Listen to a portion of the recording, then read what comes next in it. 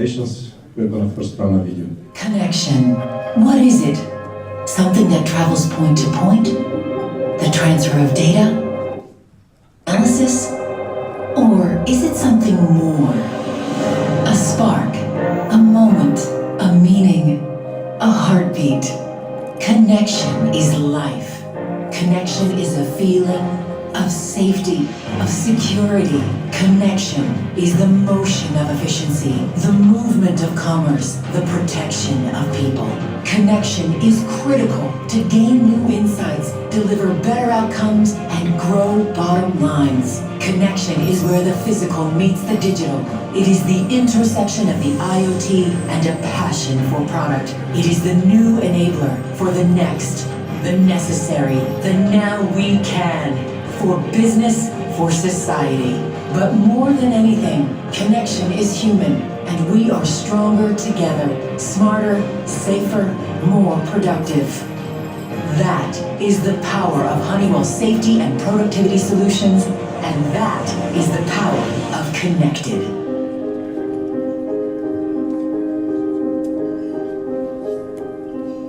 Well, good morning everybody one more time. My name is MiroslavKafedzhiev. Long and difficult name, so that's why usually friends call me Miro, which is all the people here in the room. I wanted first to thank Haldun and Incube for giving me the opportunity to be in front of you today and talk to you a little bit more about technology. A little bit about myself. I've been with Honeywell for 17 years. That happened 2 weeks ago. And I've been through various departments in various countries. I've started in my new long title position about a few months ago. And happy to be in this region. This is a very exciting place and a very exciting time. So before we go into the nice technical distributed in distribution things, I wanted to actually tell you a little bit of the Honeywell that you don't know about. So almost all of you know and have seen our gadgets, the portable terminals, scanners, printers. Maybe some of you might have seen some of our voice solutions, but that is only a tiny part.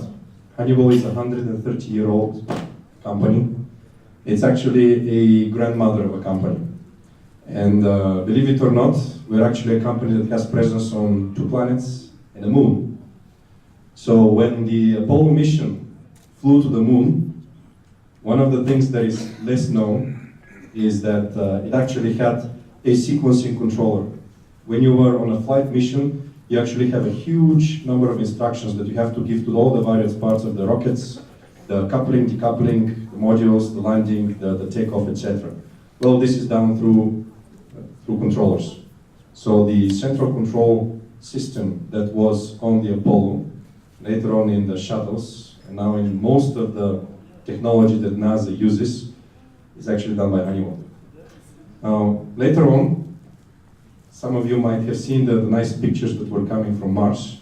Well, they were coming from a couple of self-automated rovers. Well, these things, when they were flying towards Mars, they were actually equipped with Honeywell technology, which was the telemetrics, it was the sequencing again of the flight, and also the landing. You would be surprised what kind of technology you need when you're flying at 30 meters per second, you're falling towards an upcoming ground, and if you don't slow down and you don't know exactly where and when you are, you most probably are going to end up crashed in a small smudge on the surface of Mars. Well, Honeywell had the sensors on the landing to ensure that it landed precisely, it ensured that it had the speed controls, and ensured that it actually unfolded the parachutes in time. So that's why, 2 planets and the moon. Now, every time that we talk about Internet of Things, and everybody is the buzzword of Internet of Things, digitalization, etc.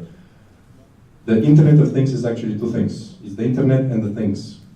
Now, Honeywell is known for having things, loads and loads and loads of things in various areas, whether it is on airplanes, buildings, operational environment like production, or even on the devices, loads and loads of things.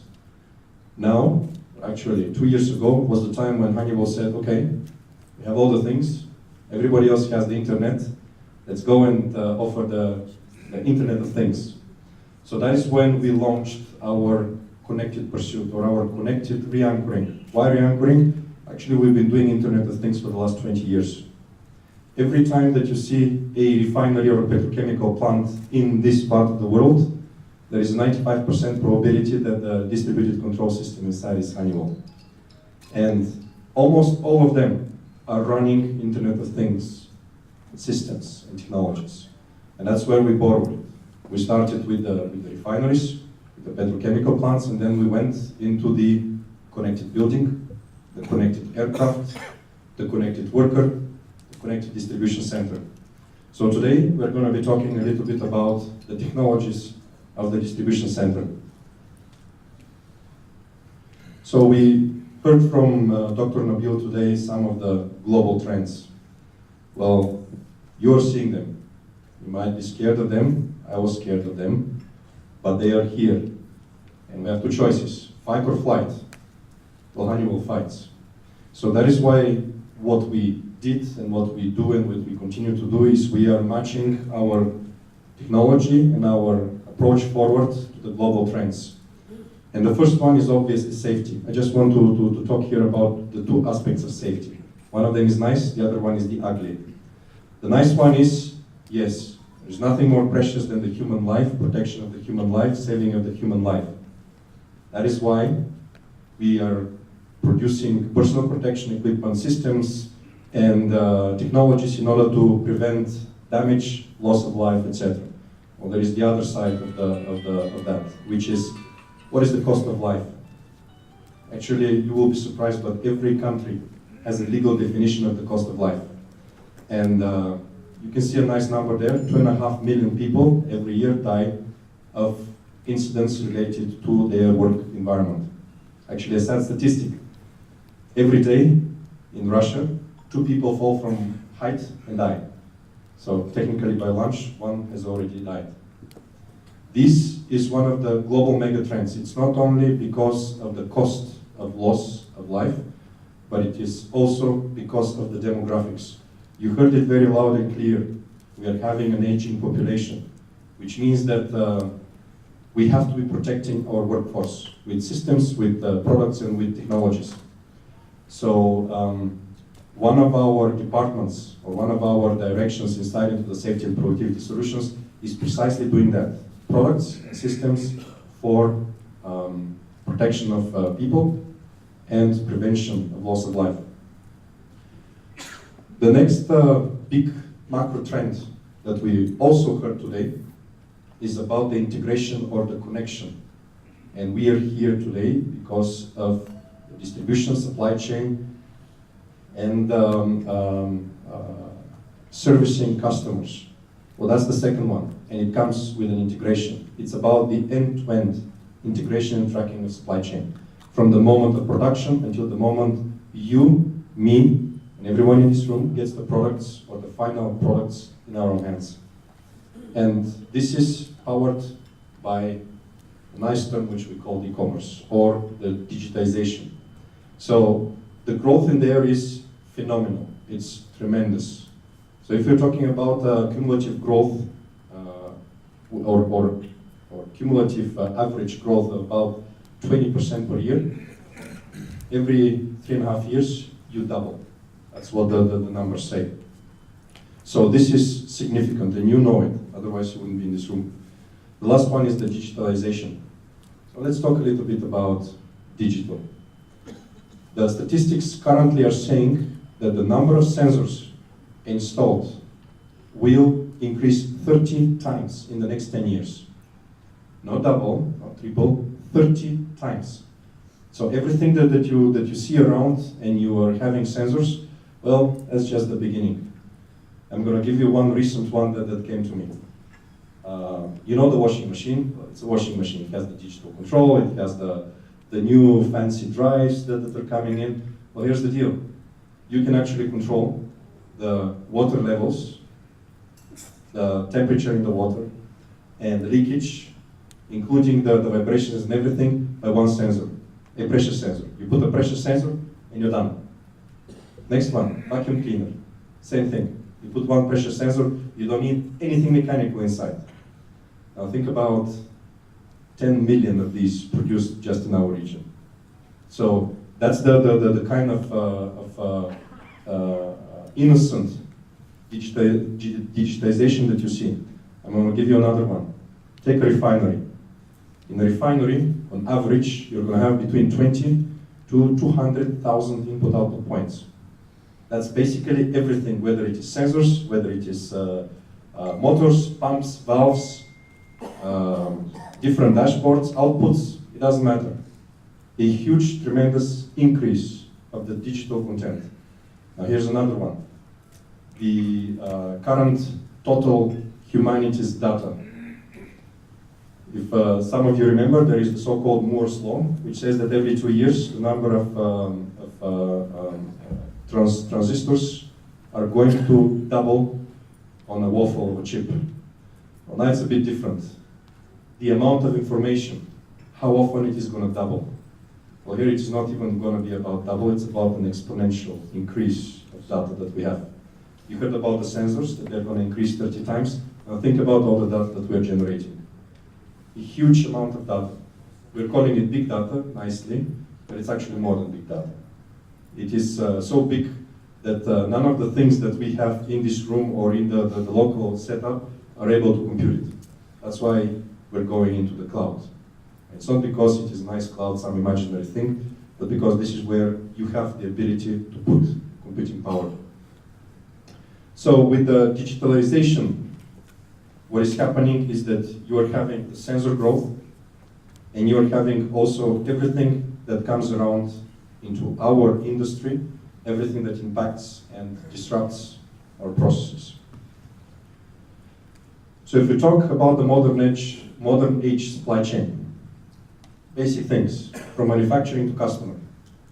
So currently the safety and productivity solutions, the ones that you know about, which is the portable terminal, the printer, the scanner, are very strong into the distribution center. This is where everybody knows us. In the last mile delivery, this is where everybody knows us. What we are going into is in the other areas. So when it comes to manufacturing, it's robotics and artificial intelligence. Controls. So we actually developed control systems for batch production, for discrete production. Same with oil and gas, same with petrochemicals, same with energy, electricity, renewables, it doesn't matter. This is where we're going. We're not producing products, we're not producing hardware. We're going there with the systems that actually automate it. Same with retail, same with logistics. We're talking, you're going to see tomorrow one of our demo solutions that is tracking events during real-time transportation of packages that are measuring temperature, moisture, light, shock, tilt, and positioning.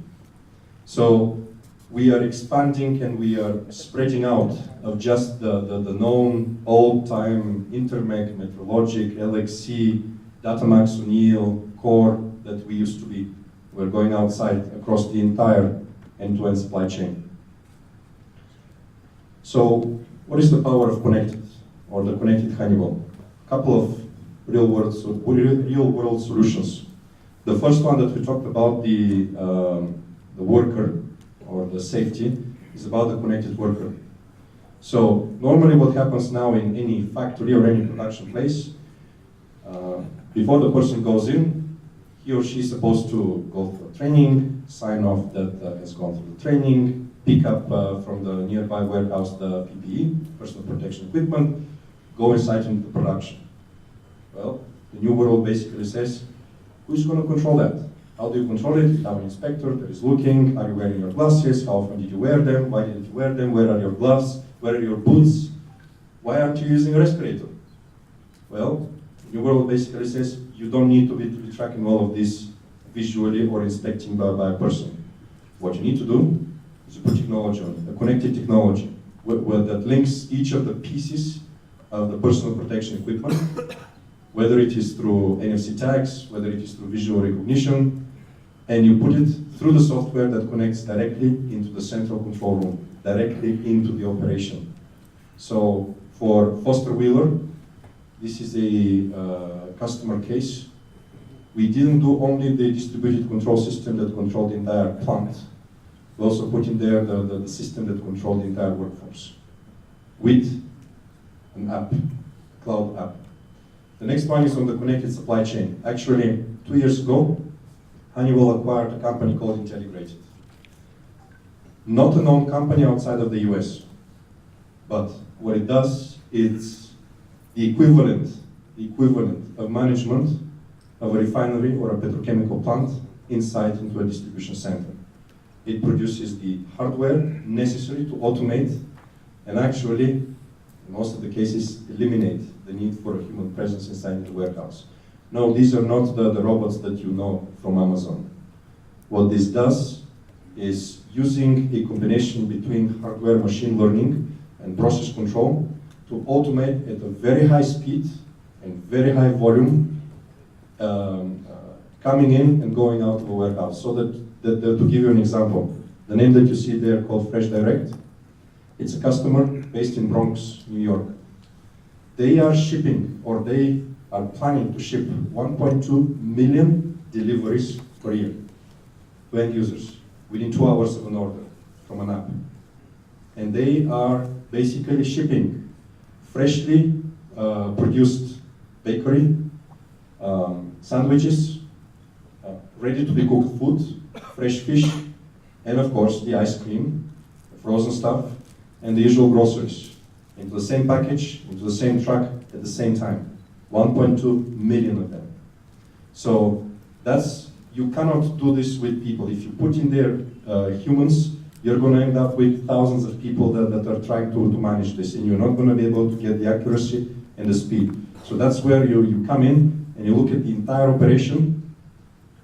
You look at it as a factory where you're having raw materials, you're having processing, sorting, aligning, and you're having an output. When you're applying industrial principles, you are able to get a higher throughput, a much bigger precision, and a significant timing and sequencing that you're normally not able to do. Why? Well, first of all, because it is a single system. You don't have 15 different vendors that are coming in and making all your various parts of the solution. One, which is also making the hardware that is geared towards actually the operation. So Fresh Direct went live about 3 months ago, and it's probably the biggest operation that we have today on a connected warehouse with an enterprise system.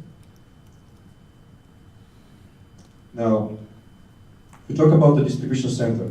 So when I was introduced, it was said, we're going to talk about warehousing. This is not about warehousing. I can do a warehouse in my garage. This is about a distribution center. So the more we're going towards the digital economy, or we more and more digitalize, the more and more there will be the focus for speed of reaction and cost to serve. Why? Because that's the only way how we can survive. You have to be able to be lean, fast, and very, very cheap to serve. So that's why if you're looking at a distribution center, it's a bunch of things. It's the picking, life cycle, replenishment, cycle counting, receiving, cross-docks, pack-out technologies, etc., the whole 9 yards. Now, you can look at it as different sub-hubs. And that's the deal. The today's technologies that you are used to inside into the distribution center are coming from experts in each of the areas. The docking solution, the racking system, the auto ID system. Yes, we are not the only ones on the market. And I do give a lot of credit to our competitors. Conveyors and sorting. There are Germans, there are Dutch, there are Americans, there are Chinese, there are local garage producers of conveyors and sorting. Picking, you can pick by person, you can pick by robot, you can do a lot of different things by different vendors. Now, this is how you normally look at the distribution center. The way how Honeywell looks at the distribution center, again, think about my wording. You're having raw materials or input that is coming in the receiving, you're having a processing inside, and you're having an output.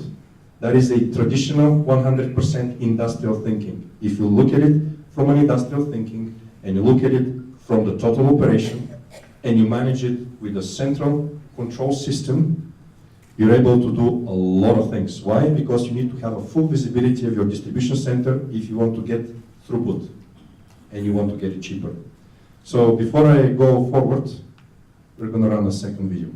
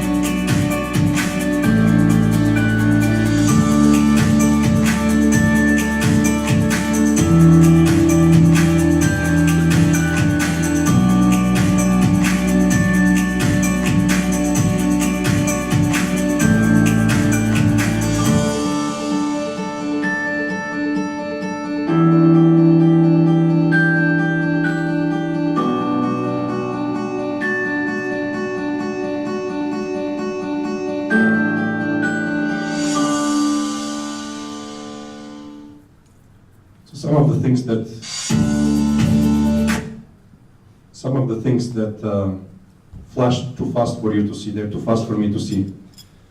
First of all, the conveyor belts that you saw, we produced them. Some of them, they're moving at 4 meters a second. Now, the one thing that I also want to ask is, did you see any people inside? I didn't. So the deal there was very simple. If you want to get such a throughput and you want to get it into an integrated fashion, you need to be able to drive it at a very, very fast speed. And at that fast speed, you need to be able to automate the whole movement inside. Which means that you need to automate not just the conveyor belts, yes, stainless steel, rollers, ball bearings, PLC controllers, and a bunch of other nice things inside. Now, when they get into the tens of thousands of signals that are coming through with the sorting and sequencing, now you're talking about a daunting task. So that's why when we're talking about the future of the distribution center, the future of the distribution center is connectivity and integration, giving a full visibility and a full control in a very similar way as a standard refinery petrochemical plant factory, with a central control room, with central logics, with a central processing. It's not about mono vendor, multiple vendor, etc. It's about the central controlling. You can have inside in there 20, 40, 50 different vendors that are producing the various parts. It's going to be about how it is overall managed and controlled. That's where Honeywell has invested, and that's where we are developing forward. So the next level out of this is, if you're able to connect the distribution center with the manufacturers directly, and you're able to pull in, or you're able to transmit your logics, your restocking, without, again, the involvement of humans, with electronic, digital interfacing, then you're getting also the stuff that happens before it gets into your distribution center. Same happens with what happens outside of the distribution center, which a lot of you are experts or end users or integrators. So that's why this is about the management of the flows inside into DC. So what is our strength in here, besides bending of steel and putting rollers? Well, the deal here is actually coming up to what Dr. Nabil said, the speed. The speed and the movement, not only of technology, but the movement of our life is as fast and the same speed is getting inside into the distribution center and the way how it is changing. So what the system actually should be able to do is handle the speed. handle the complexity, because the more technology you have, the more vendors you get inside, the more complex it's going to become. And I do oftentimes say that I'm foolish, I don't understand what the heck is happening inside in the warehouse. But then it's about the business pressures. We are constantly faced with pressure from competitors, from environment, from currency, from weather, from various events that are happening, geopolitics and all that. And we need to be able to react. In a lot of the cases, this is where the reaction comes in. Why? Because the majority of your locked capital is where? In your distribution center. If you look at your entire operation, if you are into the distribution business, the majority of your cash is stuck in stock that doesn't move. If you're in manufacturing, where is it? In your machines. So that's why this is about the optimization, getting the maximum out of the asset that you have put in.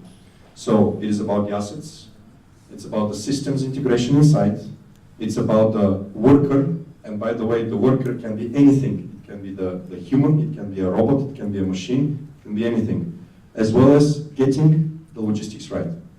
So if we're going to talk about what it is, so here is how it works. Just like a computer that has an operating system and a nice Android-based device with a Honeywell name on it that has an Android inside, the same way the Honeywell Connected Distribution Center has its operating system or its control system. In our case, it's called Momentum, Warehouse Enterprise System. So what it does, it connects all the logics. It connects the orders, the fulfillments, the trucks, the labor. It drives the efficiency through artificial intelligence of the fulfillment. It does use a lot of machine learning.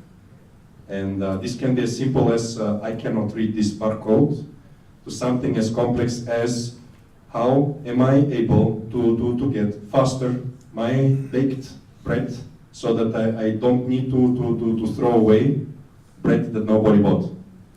So this is where the first saving comes in. The second one is about the asset and labor optimization.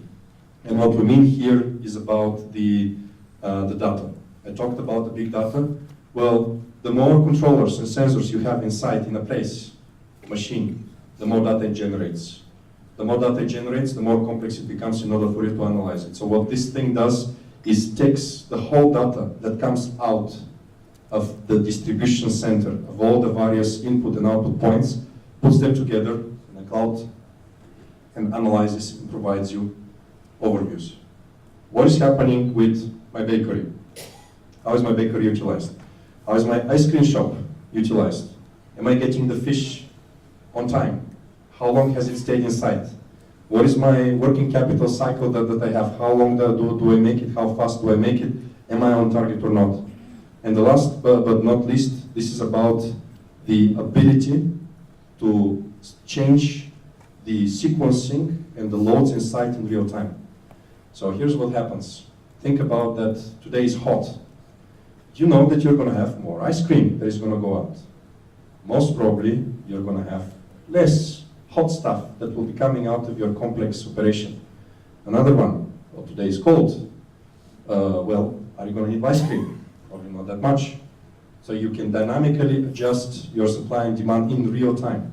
Just like a number of you are optimizing routing for the trucks and are optimizing the workers, what they're doing and how they're doing and where they're doing it.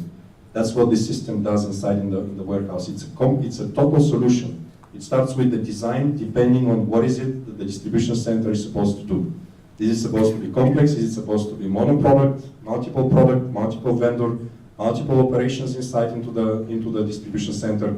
Then it goes into the design of the machines and the processes, and then it ends up with the overall logics that are written. Actually, this thing does not start until the logics of the Momentum Warehouse Enterprise System have been written. Nothing different than any industrial operation. Refinery, petrochemical plant, production plant, car plant, whatever it is. So, at the end, I also wanted to give you a taste of something different.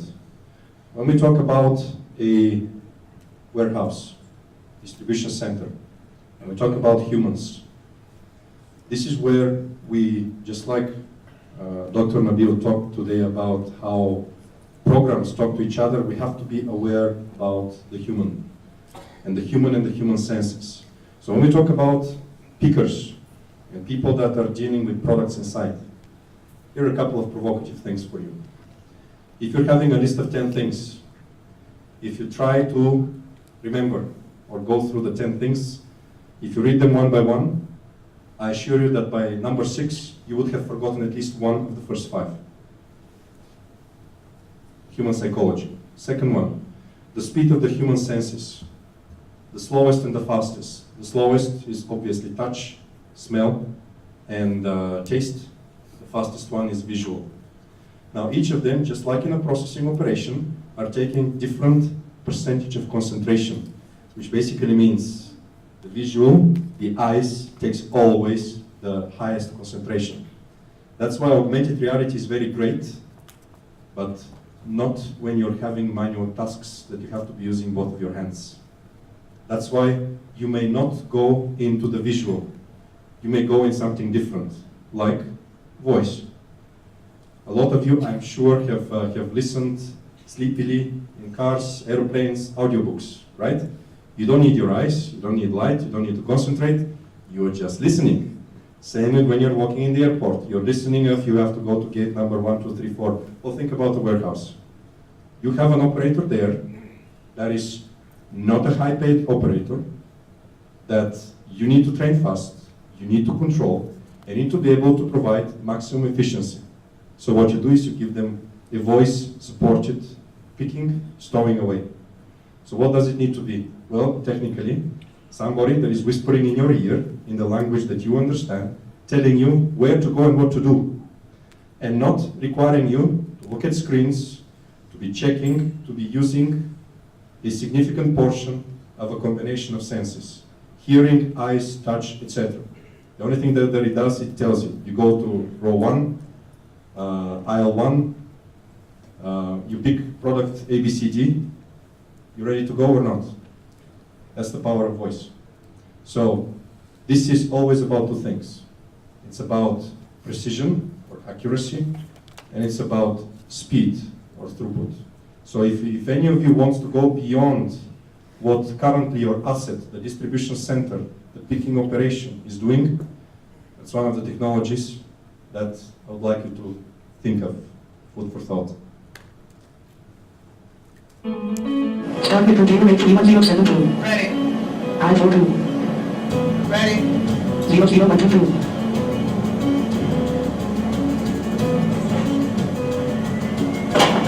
Eight, 4, Take 1.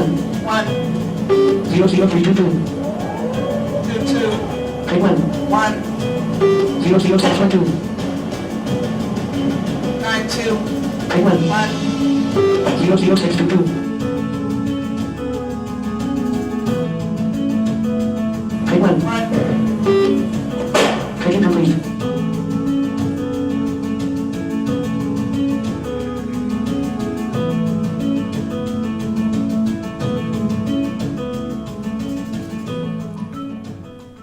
So that's at the end of my presentation of Start with the container 8. connected distribution center. There is a lot of background technology that I didn't think would be very interesting for you to be seeing the zeros and the ones. And I'm more than happy to take your questions after that. And again, it was a great pleasure to be here. It's a great pleasure to be with you. It's an honor to be part of the family of Incube, and looking forward to continue working with you. Thank you.